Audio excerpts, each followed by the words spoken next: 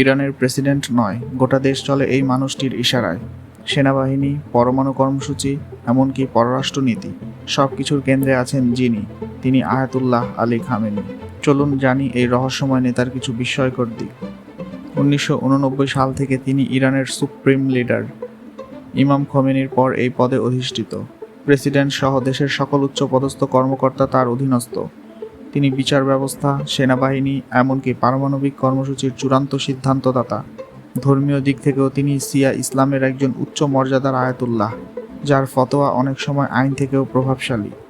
বিপ্লবের আগে তিনি ছিলেন একজন সাহিত্যের শিক্ষক, ফার্সি ও আরবি সাহিত্য পড়াতেন, আর ছাত্রদের মধ্যে ছিলেন দারুণ জনপ্রিয়। বিপ্লবের সময় তিনি ছিলেন একজন রেডিও ভাষ্যকার। রেডিও তেহরান থেকে তার কণ্ঠে প্রচারিত হতো বিপ্লবী বার্তা, যেটা শুনে রাস্তায় নেমে আসতো লাখো মানুষ।